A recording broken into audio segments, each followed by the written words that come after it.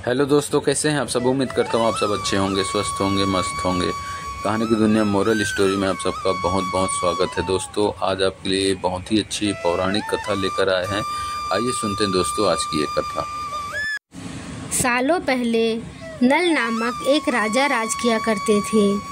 उनकी पत्नी का नाम दमयंती था। दोनों अपने 2 बेटों के साथ सुखी जीवन जी रहे थे। राजा के शासन में प्रजा भी काफ़ी समृद्ध और सुखी थे। कुछ समय बाद होली दशहरा का त्यौहार आया।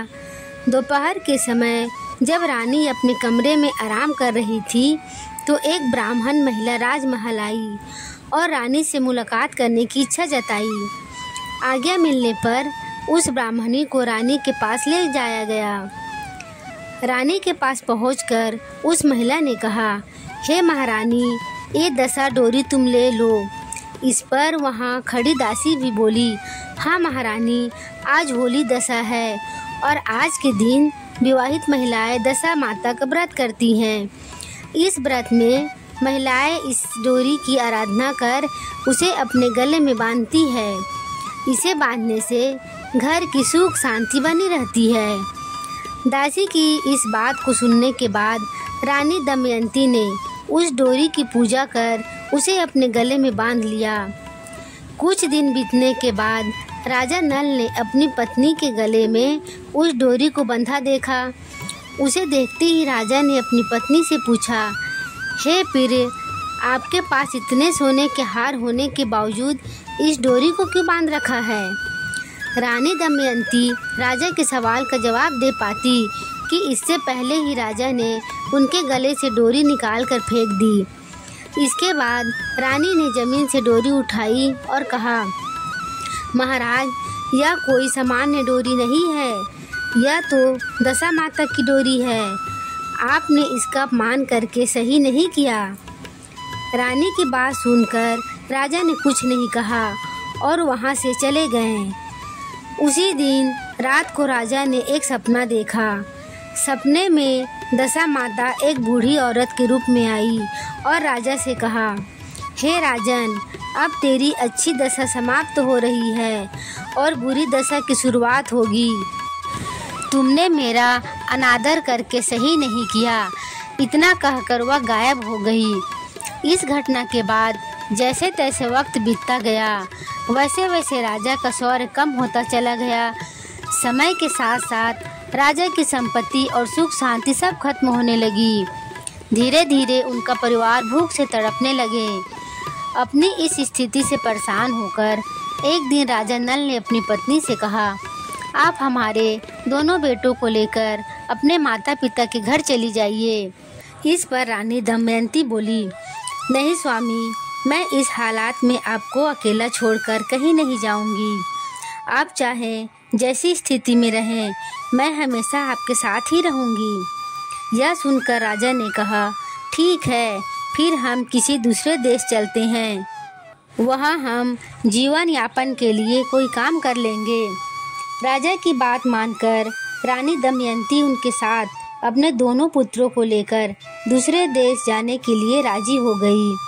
राजा नल जब अपने परिवार के साथ दूसरे देश जा रहे थे, तभी उन्हें भील नामक राजा का राजमहल दिखा। राजा नल ने भील के यहाँ अमानत के रूप में अपने दोनों बेटों को छोड़ दिया। इसके बाद वह अपनी पत्नी के साथ आगे का सफर तय करने लगे। कुछ दूर जाने के बाद राजा को अपने दोस्त का घर दिखा। उसे देख राजा नल ने अपनी पत्नी से कहा, चलो तुम्हें अपने मित्र से मिलवाता हूँ। कुछ ही देर में राजा अपने दोस्त के घर पहुँच गए। उनके दोस्त ने दोनों को खूब स्वागत किया। फिर राजा के दोस्त ने अपना कमरा दोनों को सोने के लिए दे दिया। राजा और रानी जब उस कमरे में गए तो उन्होंने देखा कि वहाँ एक मोर की प्रतिमूर्ति पर हीरो से जड़ा सुंदर सा हार टंगा है। उसे देखते देखते दोनों सो गए। बीच रात अचानक रानी की नींद टूटी। उसने देखा कि वह बेजान मूर्ति हीरे का हार खा रही है। रानी यह देखकर हैरान हो गई और उसने तुरंत राजा को जगाया।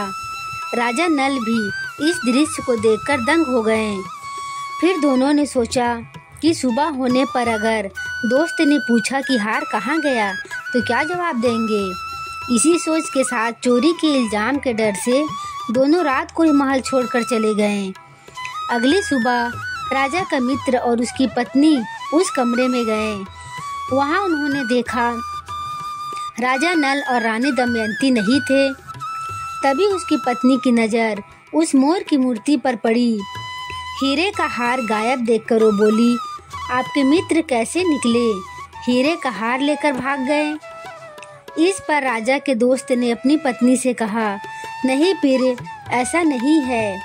मेरा दोस्त कभी भी चोरी नहीं कर सकता।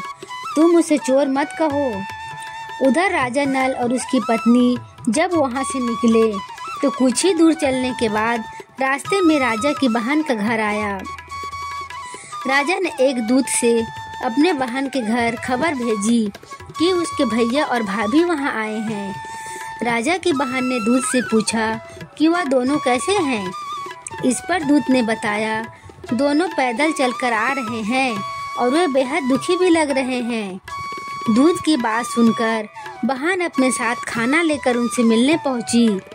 अपनी बहन से मिलकर राजा नल ने अपने हिस्से का खाना खा लिया, लेकिन उसकी पत्नी ने अपने खाने को उसी जगह जमीन में दबा दिया।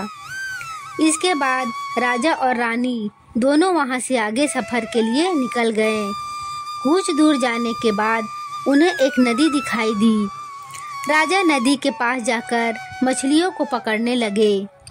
कुछ मछलियों को पकड़कर उसने रानी से कहा, आप ये मछलियाँ भूनिए, मैं आसपास के इलाके से कुछ और व्यवस्था करके आता हूँ।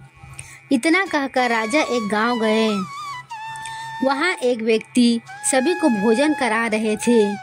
राजा उसके पास गए और अपने लिए कुछ भोजन मांगकर पत्नी के पास लौटने लगे। तभी रास्ते में एक चील ने उन पर हमला कर दिया और खाना गिर गया। भोजन गिरने के बाद राजा दुखी हो गए। उन्होंने सोचा, अगर खाली हाथ जाऊंगा तो रानी समझेगी कि मैंने खुद खा लिया और उनके लिए कुछ नहीं लाया। इधर रानी भी जब मछलियाँ भून रही थी तो वो जिंदा होकर नदी में लौट गई। यह देखकर रानी भी उदास हो गई। उसे लगा कि जब राजा आएंगे तो मछलियों को ना देखकर सोचेंगे कि सारी मछलियाँ मैं ही खा गई। तभी राजा वहाँ पहुँचे और उन्होंने चील वाली बात रानी को बताई और रानी ने मछली के जीवित होने का किस्सा सुनाया। कुछ देर बाद दोनों बिना कुछ खाए ही आगे की ओर चल दिए। आगे बढ़ने के बाद रानी दमयंती का घर आया। यह देख राजा ने अपनी पत्नी से कहा, तुम्हारा मायका आ गया है, हम दोनों यहाँ कोई काम ढूंढ लेते हैं। रानी ने सिर हिलाते हुए राजा को सहमति दी। कुछ ही दिनों में रानी एक राजमहल में दासी का काम करने लगी और राजा नल भी पास की ही एक तेल की दुकान में लग गए। ऐसे ही दिन बीतते चले गए और होली दशा का त्योहार दोबारा आ गया। पर्व मनाने के लिए सभी रानी और दासी नहाकर तैयार हो गई। राजमाता को अपने बाल बनाने थे, इसलिए दासी बनी रानी दमयंती उनके पास मदद करने पहुंची। फिर दमयंती के बाल बिखरे हुए देखकर राजमाता दासी के बाल संवारने की कोशिश कर रही थी कि उन्हें दासी के सिर पर एक निशान दिखा। उसे देखते ही राजमाता भावुक होकर रोने लगी। राजमाता को रोता देख दासी ने पूछा, आप भावुक क्यों हो गई? राजमाता ने जवाब दिया, मेरी एक बेटी है जिसके सिर पर ऐसा ही निशान है। यह देख मुझे उसकी याद आ गई।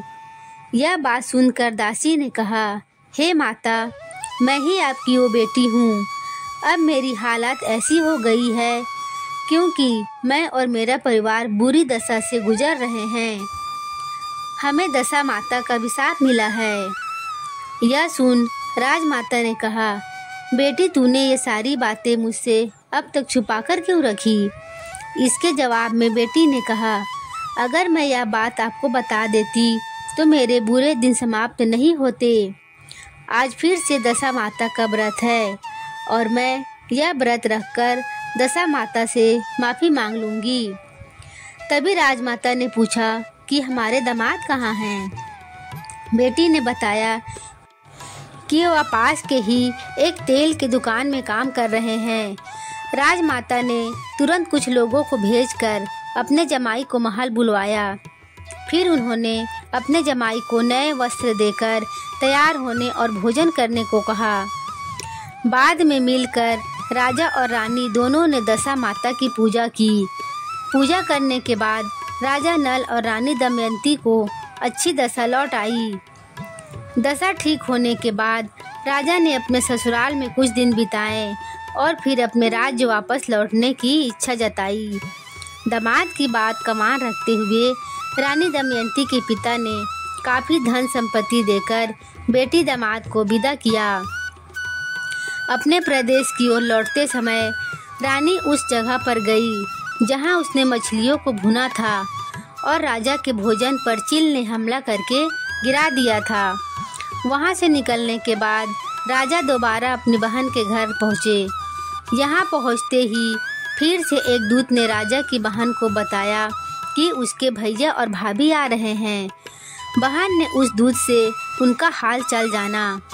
इस पर दूत ने बताया दोनों की दशा अच्छा है और वो खुश लग रहे हैं। यह सुनकर राजा की बहन मोतियों से भरी थाल लेकर भैया और भाभी से मिलने पहुंची। राजा की बहन को आता देख रानी ने धरती माता से विनती की और अपनी अमानत को वापस मांगा। फिर वह उस जमीन को खोदने लगी जहां उसने जाते समय रोटी और कांदा गाड़ा था। जमीन खोदने पर सोने और चांदी में परिवर्तित रोटी और कांदा निकाला, जिसे रानी ने अपनी ननद को दे दिया। अपनी बहन से मुलाकात करने के बाद राजा और रानी उसी मित्र के घर पहुँचे जिसने उन्हें सबसे पहले शरण दी थी। यहाँ उस मित्र ने पहले की तरह ही राजा और रानी की मेहमान नवाजी की। साथ ही रात में सोने के लिए दोनों को वही कमरा दिया जो पहले दिया था। राजा को उस रात नींद नहीं आई और वह मोर की प्रतिमा द्वारा हार निगलने वाली बात के बारे में सोचता रहा। तभी उसने देखा कि वो मोर निगले हुए हीरे के हार को उगल रहा है। उसने तुरंत अपने दोस्त और उसकी पत्नी को जगाया और वह दृश्य दिखाया। यह देख दोनों दंग रह गए। तब राजा ने कहा, मित्र, तुम्हारे हार को इस मोर ने खाया था और तुमने सोचा होगा कि इसे हम चुराकर भाग गए।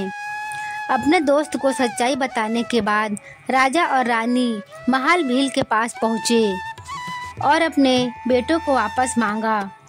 यहाँ राजा भील ने उन्हें लौटाने से मना कर दिया।